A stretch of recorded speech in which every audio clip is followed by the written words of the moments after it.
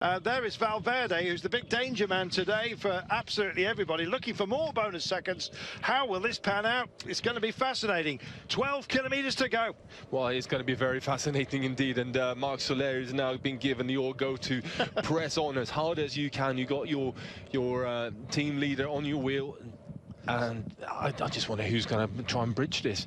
Nobody knows. Soler then wearing the young rider's white jersey with Valverde in P3 at the moment in a very select breakaway.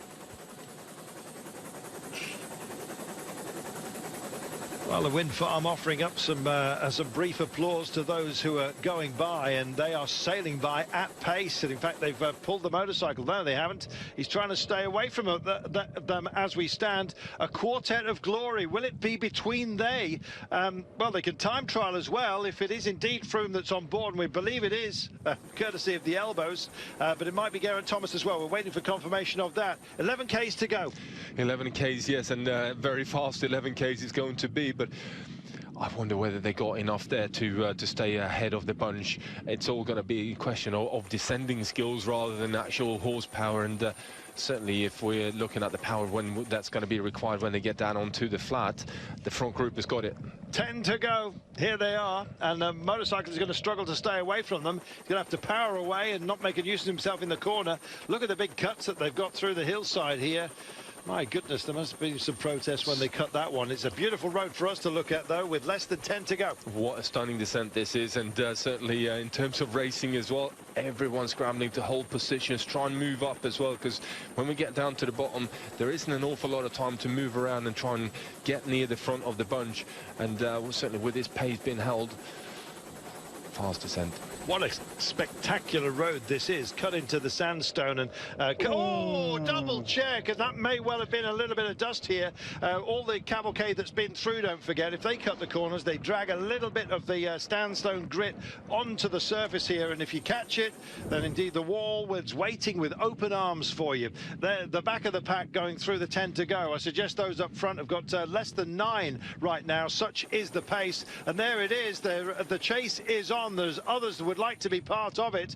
What a fantastic look this is right now to the end of today as we head down towards the coast. Valverde, I think, possibly as favourite amongst this quartet. Well, it certainly would be a favourite if they come in as a quartet to the final, straight up towards the finish line. Valverde is by far the fastest rider, but it's still a long way to go. Although Soler is really pressing on down here, taking all the risks that he can.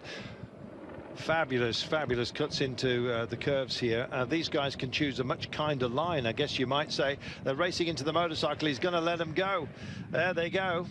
Well, isn't it fantastic to see that we said last year Chris Froome's turned himself into one of the best descenders. We used to question him in terms of his ability when he was going downhill. Now he powers into it. In fact, he did some wind tunnel training, actually sitting down on the top bar and just powering away whenever he could.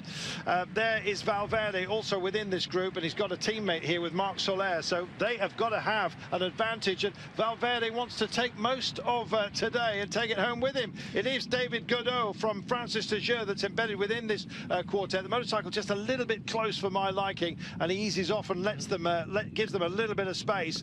The question is, how close are the chasers? Well, I think that there's quite a decent gap to the chasers. We haven't had any kind of confirmation on the time gap, but certainly these guys are pressing on, and Valverde is keen to push on as well, and he's putting a lot of pressure on the teams, and certainly TJ van Garderen.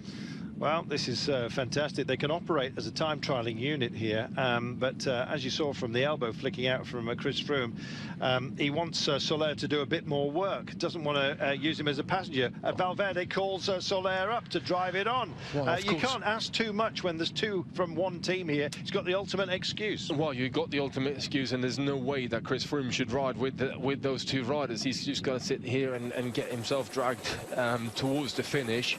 And potentially, if there is an opportunity to attack later on, then do that and try and take the stage. There we are. So arguments are plenty with 7 kilometres to go. And in fact, that'll spin down before you know it. Now, this is that little plateau section.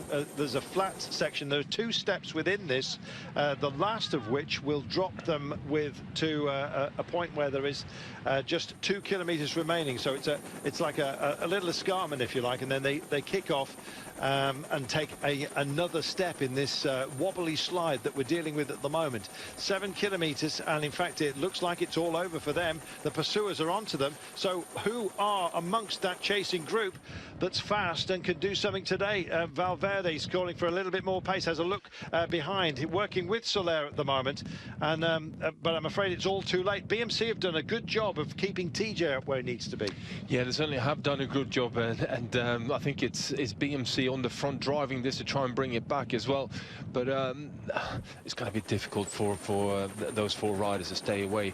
And as soon as we got any kind of a sprinter or a team that thinks that they have got an opportunity to win a sprint and they get themselves organized, then it's going to be all over for these 4 riders. I wonder if Cimolai is out there, which is why Godot is not contributing too much. He sits on the wheel of Chris Froome. If that's the case, and they are going to get taken, then Godot is not going to be the chosen son today. It will be Cimolai, of course, who won the opening stage, beating Bouhanni, we remind you, and Greipel, who finished in 5th. 5Ks remaining then, and still they're looking behind. This is that little step, that little kick up before we get another drop to the 2K out marker. Yeah, it's just a small drag up, but it's nevertheless very, very painful at this point. And even though that has been a long descent, these guys have been going flat out, and they're producing an awful lot of power even going down the hill. Here comes Geraint Thomas amongst the pack. Chris Froome here gave us sort of a rueful turn of the head as they're regathered here. Dan Martin in a decent position. He got over the top okay. Not sure what he can bring to the party late on, especially we've got some fast men here, and I most certainly believe we have. I think Greipel is still actually within this group, and in fact I'm looking, he's about P15 at the moment, center of the road, drifting to the center of your picture right now. So let's just describe the approach. Once we get to the bottom, we'll be there in 3 kilometers time, so there'll be 2 remaining. Let me just deal with the last 3 kilometers. There are about 6 roundabouts to take. There's a 90-degree at about 1.5 kilometers out. There's a roundabout at 950, 700, 500 and 250 with a final right-hander with only 200 to go. It's going to be nasty, and it may well be a repeat of the feat for Cimolai. Yeah, it may very well be, but Nacer Bouhanni's made it over that climb. He's on the right-hand side in the red kit with the black helmet. You can see, every so often you can just about glimpse him anyway. He is indeed in there, and he's tagged into a talented train at the moment. This, of course, is working for Cimolai. Francis de Jeux up front, including Vichot, the French champion here. Reassemble yourselves, why don't you? What legs have you got left after the climb? Hopefully plenty, because this is going to be a grandstand finish. At the moment, I suggest Bouhanni is favourite for this. Of the sprinters, the out-and-out sprinters, both Greipel and Bouhanni can travel well over that kind of incline, and Bouhanni is here with 3 to go. 3 to go, exactly, and Movistar still trying to protect Valverde, trying to get him up near the front and keep him in position to potentially try and grab a couple of bonus seconds. But there's an awful lot of fast guys who's actually managed to make it over here, but I can't see Greipel. Well, let's wait and see. Certainly see Bouhanni. 3 to go into Igualada, and this is where we approach the ring road, essentially, with some pesky roundabouts to deal with. So many, in fact. We've got one at about 1.3 to go, so in about 1,500 meters time, thereabouts. One just after the Flamme Rouge. We'll go straight over that roundabout, straight over the one at 700. We take a quarter of the roundabout at 450. We go straight over another roundabout at 250, and then with 200 to go, we take our final right-hand curve. Yeah, that's an interesting finish, that is, and certainly I think they got every bit of road furniture in that they have in this particular town. But nevertheless, it's fast enough, strung out enough for these riders to stay safe, and sometimes it's actually easier when it's technical and it provides us basically only one line through the corners. Just looking at as well, Orica-Scott are involved here. I think Daryl Impey is there, but he's going to have his work cut out to beat the likes of Bouhanni. Cimolai did that for Francis, and he's at the front at the moment, and Bouhanni is staying with him. He'd like to mug him at the very last. Here's your 2 kilometres to go marker. We're going to take a big right-hander at a roundabout yet again as Vichot takes over, and Bouhanni is still embedded within this group. This is one of your straighter roundabouts right now, and in fact I'm waiting for that flamme rouge to reveal itself, because I'm fully mapped from that moment, and in fact there it is. They go through that roundabout. There's another one coming up almost directly after the flamme rouge, and here it is. In fact, they're slightly out with their markers, no surprise. They take that right-hander right now, and Movistar getting to the front here now as well, and still with Rojas in there as well to try and protect Valverde, try and get Valverde to a position where he can fight for that those bonus seconds. Yes, and Rojas himself will take bonus seconds away from any other GC men who may well make a use of themselves. They sail by again. Big turn coming up now. This is about only 500 to go. They'll go straight over another roundabout, and then they will take a final turn for you in a few moments' time. French champion just picks it up. Bouhanni's looking menacing at the moment. Valverde's still in there. In fact, we're approaching the line right now. So the French champion picks it up, still waiting to release Cimolai. He hasn't gone yet, and he goes. Bouhanni, though, staying with him very much so. Also looking at Orica-Scott. Bouhanni comes out of the breeze. Is this going to be an easy one for Bouhanni? As easy as they come, I think it's fair to say. The prize fighter deals a knockout blow. Not to be for Cimolai and Francis today, and Bouhanni gets over the peaks and indeed delivers when it's required. That you've got a tough guy who's also a fast man. There's nobody better. Stage win for Bouhanni, he'll take that.